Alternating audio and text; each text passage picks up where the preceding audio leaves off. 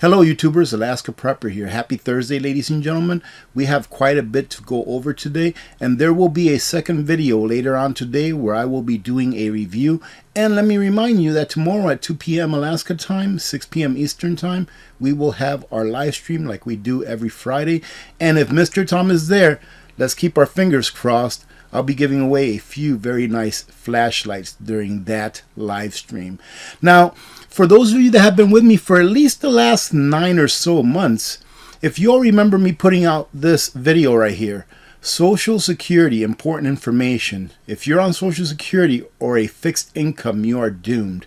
Well, ladies and gentlemen, those are going to be the first casualties of what's coming. Are people that are on fixed income and Social Security, which is pretty much a fixed income.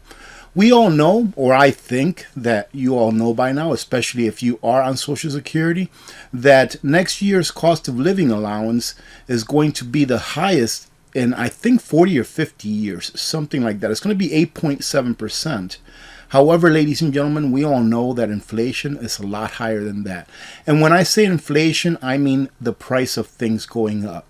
I say inflation because most people understand that inflation is the price of things going up instead of the price of things going up being a symptom of inflation. I've got a couple of emails that I want to share with you. However, stick around because I have something very important to cover, and I'm going to redirect you to a different channel because this is very important, especially if you live in the state of California. I'm going to read a couple of short emails to you all that are coming from Canada, and the first one is the one that made me realize and remember that yes, those people on fixed incomes, those people on Social Security or some kind of a pension that's a fixed income, you will be feeling the blunt of what's to come if you're not already feeling it, but you will be feeling it first and foremost. My husband and I are seniors that live in rural Saskatchewan. Not only are our food prices out of this world, our utility bills are also. Examples of some food prices are a jug of milk in our grocery store is $8, butter $8 per pound. No longer can we afford to eat roasts. Remember that common denominator from yesterday's video that a lot of people were bypassing the meats? We buy ground hamburger when it goes on sale for $5 per pound. Then divide it up into 1 pound packages so that our meat costs do not surpass $5 per supper. We rarely eat breakfast or lunch. These are our seniors, ladies and gentlemen, and this somewhat breaks my heart. That's why, in my opinion, it is so important that if we can, that we support our local food banks, and even better, directly support a senior or a neighbor that you know that is in need. She goes on to say, in the summer we grow as many veggies as we can and preserve everything. Our gas prices have come down to $1.50 a liter. However, carbon tax is killing us.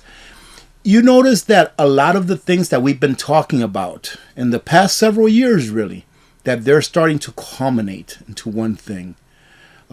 Food is becoming a lot more expensive. The price inflation, or the inflation of prices and everything, continues to go up. They're talking about a CBDC. Now these carbon taxes are becoming a problem as far as people being able to afford just to live.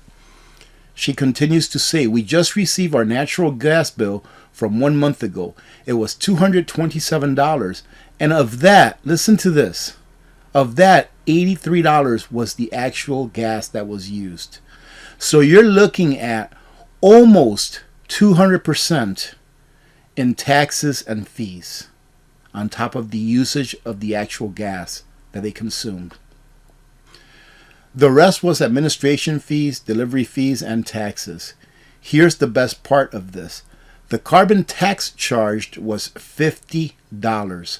So roughly, I would say, 25% roughly, or 20% of that bill was carbon taxes. Incredible, ladies and gentlemen. Didn't I tell you a while back that this carbon stuff is just all about money? They don't care about the environment. Don't let them fool you. It has nothing to do with the environment. It has to do with money, and the more money they can get from you, the more control they have over you. Why? because your money represents your labor, your wealth. Then on top of that, they charged us GST at 5%, a tax on tax. Heating our homes here in the prairie is a necessity. We have had temperatures of -48 already with the wind chill. Our power bill for 1 month was $327, and we live on a pension. This is becoming very hard to pay our bills, heat our house, or buy food. I've also talked about how people are going to be priced out of living. Our Prime Minister is increasing the carbon tax 3 times starting in 2023. Many seniors cannot afford food and heat their homes. I'm sure you have noticed that shrinkflation on our packaged food, which is another contributing factor. We only drive to the big city 2 to 3 times a year, as it costs $50 to $60 in gas. So when we go, we stock up for months. And this part right here, ladies and gentlemen, is really heartbreaking. Canada was once a beautiful, wonderful place to live. Now, not so much. The second and last email that I will go over with you, ladies and gentlemen. I live in British Columbia, Canada. I have 4 boys, ages 18, 11, 8, and 7. I stay at home and my husband works 4 days a week for 12 hours a day and makes about $32 an hour, which is very respectable, to tell you the truth. He takes home after taxes $2,900 every 2 weeks. We have to drive 30 minutes to our nearest grocery store. There we pay $2,000 a month for groceries to feed our family. So $2,900 times 2, let's say $6,000 a month, that's 30% of their income. $2,000 a month for a family of 6, you're looking at $24,000 per year, just on food. I am very happy that I've stocked up before the prices have gone up. We are eating a lot of our preps now. I don't know how much we'd be paying if we didn't. Just thought I'd send a quick message to confirm your video. Thank you very much, by the way, for sending these last 2 emails. I truly do appreciate it. Ladies and gentlemen, this is real. What we are seeing is real. These are real people that are sending their information over to me, pretty much confirming that, yes, the prices are like we've said that they were going to be, and not like we are being told that they are by the government and pundits. Do you really believe in the United States of America? I'm not sure what inflation numbers came out at in Canada. Do you really believe that inflation year over year for you, ladies and gentlemen, is only at 7.1%? Do you really believe that? Do you understand why it is that they have to keep that CPI, that they have to keep that inflation number low as they possibly can? Do you understand why? It has everything to do with the debt, with managing the debt or servicing the debt, and also with being able to pay out the Social Security and any kind of pensions and disabilities that the government pays out. Because as with Social Security, as we've seen, the increase in the cost of living for Social Security next year is going to be 8.7%. Imagine if they actually fessed up to inflation being 15-20%, which is what it actually is. Just look around. Imagine if they fessed up to that. Imagine how much they would have to pump up Social Security. And that is a direct cost. And that cost is a cost that has to be paid by law. Social Security and pensions and disabilities, military, I believe, they have to be paid by law. That is an expense that cannot be pushed to the side. So they would be in dire straits. And when I say they, I mean the government. They would be in dire straits trying to pay all of these bills with the inflation up as high as it is, and they actually admitting to that. So they have to keep it as low as possible. And this will continue until the dollar finally goes away and or until the system changes to something else, hopefully to a system of sound money where the government cannot print at free will and we the people have more power than the government does. That's what sound money does. It gives the people more power than what the government actually has. Orange County approves construction of $78 million Irvine Health Campus with few details. I'm not going to read over this article. However, there is another YouTuber who sent me a link to the video that she did on this. And I'll tell you what, the reason that I'm not going to comment on this very much is because she did a great job breaking this down. I think the video is like 30 something minutes long, but I highly recommend that you go watch that video. Now, the name of the YouTube channel is The Healthy American Peggy Hall. And I'll tell you what, ladies and gentlemen, I've never seen this YouTube channel before, and I'm very happy that Peggy ended up emailing me because she does an awesome job. If you're looking for more of a professional look to a YouTube channel that puts out news, go check her out because she does a great job. And in taking a look at all of the videos that she's put out, I'll tell you what, let me see, she has 162,000 subscribers. Taking a look at the videos that she puts out, does anybody know what the word shadow ban means? Just look up that word and then take a look at the amount of views that her videos get. And that's what I believe, maybe my opinion, could be happening to this YouTube channel, being that it's a truth-telling YouTube channel. So go check out, I'm terrible at remembering names, The Healthy American Peggy Hall. Go check out her channel. Check out this video specifically. I will leave a link to this video on a pinned comment so you can check it out. And she goes over what this $78 million compound probably is for. One more thing that I wanted to show you. Someone sent me a link to this site right here, one of our community members, so thank you very much.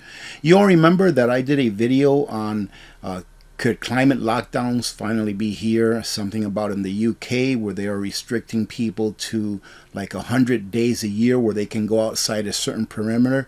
So they sent me this link right here saying that this here kind of like debunks that notion. And this article here, I'm not going to read through the whole thing because it's a lot of hoo-ha in my opinion. This article right here supposedly debunks it and pretty much gives a better explanation as to why it is that they're building these 15-minute cities. So here it says, traffic plan in Oxfordshire, England, isn't a climate lockdown. Now, ladies and gentlemen, this is the problem that I have with the official narrative.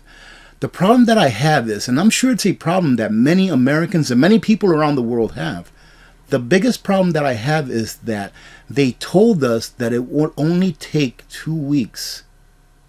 It would only take 2 weeks, ladies and gentlemen. You remember that?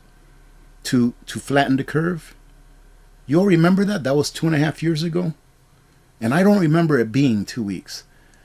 The way I remember it is it being millions of mom and pop shops getting shut down while big corporations were left standing.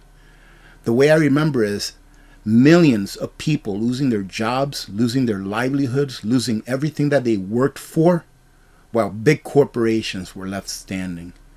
The way I remember it is our children having to do things that parents did not want to happen to our children. The way I remember it is people being coerced, in my opinion, 100% my opinion, being coerced into doing something or losing their job. So now when the official narrative comes down and says, this is not a climate lockdown, when that official narrative comes down, do you really believe it? Look with your own eyes. Don't just take the word of anyone. Don't take my word. Do your own research and study a little bit of history and see what happens when governments start going broke. When governments start going broke, I've always said money is everything. Money is everything because it represents your time, your labor, your wealth, your freedom. That's what money represents. That's what you give up for money.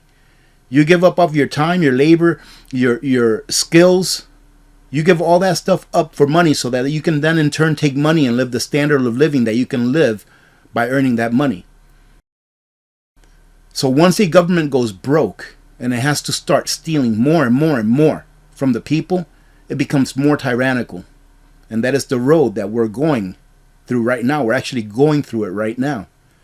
It just hasn't gotten as bad as it can get to where the people finally have had enough. So whenever I listen to the official narrative, I always do a little bit of research. And I take a look at history and see what's happened in the past. And their official narrative here is like, don't worry about it. Don't worry about it. The only reason you have to ask for permission to go outside this perimeter is because it's good for everyone. There's no such thing as equality in this world. The world is not fair. Life is not fair. Bad things happen to good people all the time. Are you going to look to government to take care of you because life is just life? Anyways, I'm going on a tangent. Let me go ahead and level it off right there. Anyways, for those of you that want to go check this out, I'll leave the link to this. Maybe it'll convince you that those people that think, like myself, that this is just a way to control people, and it being a pilot program, that way they can see how well it works in order to control people. If you want to think different, you can think different. If this convinces you that everyone that thinks it's a way to control people are wrong. And the last one, I just think that this is kind of funny, but also very tragic. It's also very tragic, ladies and gentlemen. This is just a way of telling people that did not comply that we're going to get you one way or another. Like I said yesterday, we live in very interesting times. I hope that you have a great day. Keep the hope alive, because there is hope. There is hope. But what do I say? Go ahead and finish what I say. Without preparedness, hope is only hope. So we can hope that things will get better. Hope for the best. But prepare for the worst, ladies and gentlemen. Prepare the best that you can. Because we can make it through this if we stay together. As soon as we start to divide, they will conquer us. Man, you know what? When I talk like this, I'm thinking in my head, eventually they're going to kick my ass out of YouTube. Excuse the French. Eventually the government is going to be in a place where they will have full control of all of this, ladies and gentlemen. It's just history. Think about it. It's just history. And although we live in a very technological world, it's the same thing that's happened in the past in history. It's the same thing. It's just we're more technologically advanced. It's just history, ladies and gentlemen. So I'm going to start looking for a different platform that is a little bit better than Rumble. And MD Creekmore actually mentioned something today. I think it's called Substack or Subtrack. I'm going to look into that because he had a lot of good things to say about that. So anyways, I want to thank you very much for all of your support, ladies and gentlemen. Remember that I will be putting out a second video today, and it's going to be a review, and I would recommend that you all watch it. All right. Having said that, have a great day. God bless every single one of you. Remember to be good to each other. When good people do good things happen. Remember to reach one, teach one, and repeat. If we all did this, the world would be a better place, and you know that it will be a better place. Many blessings to all of you and your families. I'm Alaska Prepper. I'm out.